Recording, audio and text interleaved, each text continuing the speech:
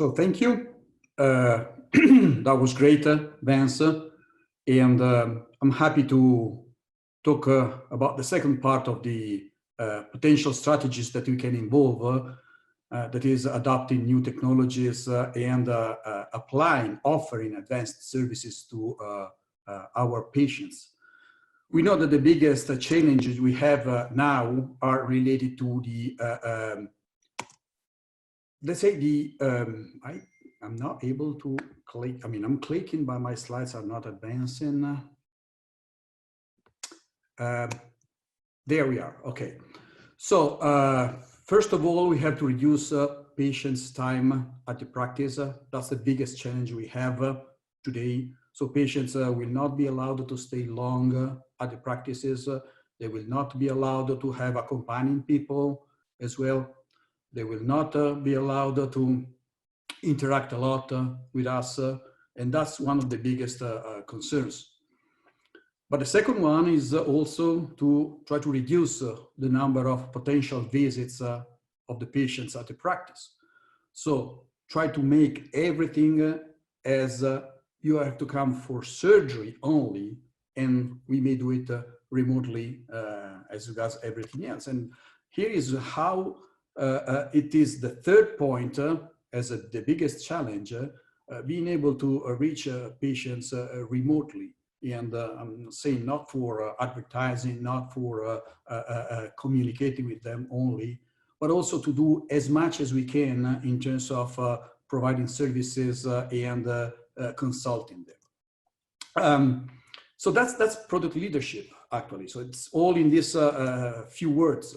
So we have to get a strong commitment to a service-oriented virtual practice. And when I say a strongly committed commitment to a service-oriented, I mean that our patients will be still loving what we did for them in the past as regards all the service we offered them. So we cannot forget it. We have to be much more available than we were in the past as to gain back not only their trust, but also to be able to provide them the same quality that we were, the same service, the same attention, the same experience we were used to give them in the past. We know that traditional medicine and video consultations may not be enough because of the limitations of the technology. We cannot really do a lot through a video to do examinations or to do visits on the patients. But we do a lot, we can do a lot as regards education and communication. So we started, for instance, offering the patients this one-to-one, we call it talk to us service that we use not only to reassure them, but also to discuss before they come to the practice all the features related to premium options, indications, suggestions, and all of that. And patients love this face-to-face contact that they can have if it is through a screen.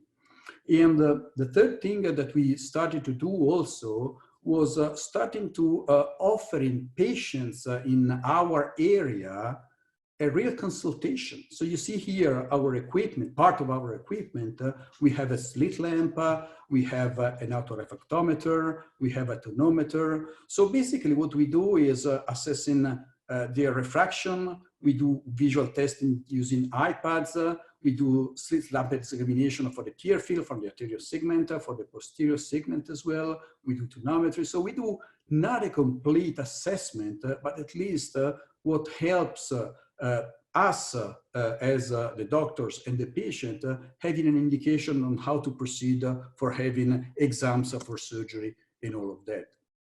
So the service-oriented visual practice involves the concept of trying to do surgery only at the practice and everything else remotely, at least almost everything else. So we have value propositions for our patients, and the value propositions involve safety and convenience, as we said. If the patients cannot come to the practice, we can go to them. They love the direct contact that they can have now through these video calls with the doctors. And through these video calls, we really can offer them some best individual solutions.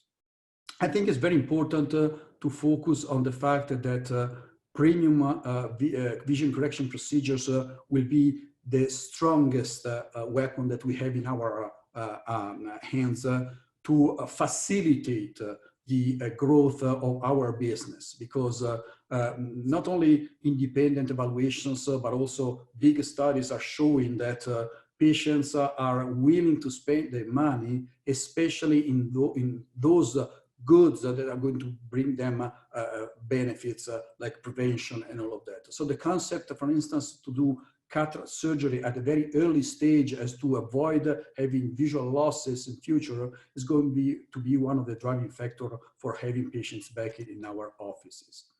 And I don't want to forget the strategic role that remote patient education and conversations may have in fidelizing the patients, in getting them loyalty, in getting their trust, and also in communicating how safe are our practices today because of the implementations we have done.